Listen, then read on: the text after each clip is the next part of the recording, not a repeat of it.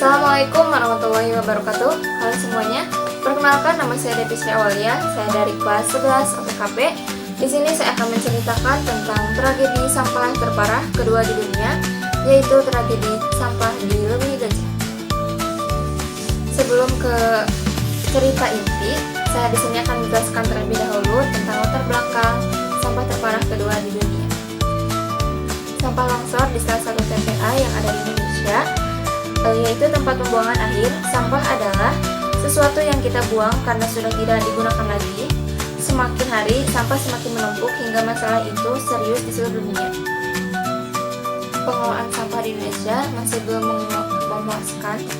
Berdasarkan hasil studi oleh KLHN disebutkan, sampah yang didaur ulang dan dijadikan kompos hanya sebesar 7%, jika sampah sebanyak 10%.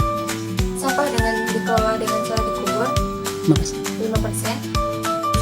dibakar 3%, dan dibuang ke sungai 7%. Tidak terkelola sama sekali.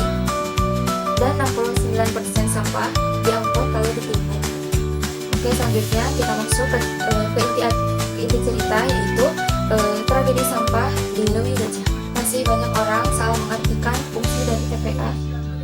Kebanyakan orang menganggap TPA ini tempat untuk menampung semua jenis sampah, padahal sampah yang dibuang ke TPA hanya tinggal residu yang sudah dipilah-pilah.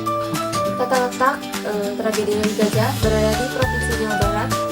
Proses pembebasan lahan pertama pada tahun 1982 sampai 1983 dan baru beroperasi selama 4 tahun pada 13 Januari 1987 dan dikelola oleh masing-masing daerah berlokasi di Bandung atau Perusahaan Daerah Kebersihan di Kota Bandung.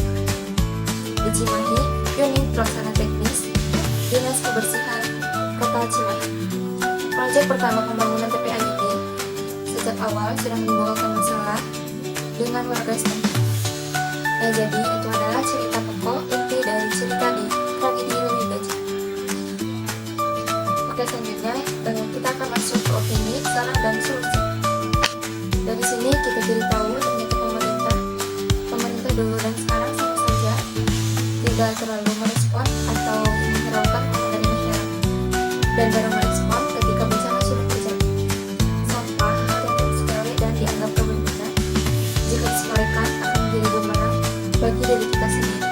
Begini jika punya orang-orang pemerintah yang serakah dan tidak kompeten, menjabat hanya ingin mengambil keuntungan, bukan mau mensejahterakan, dan para warga kehilangan sumber air bersih.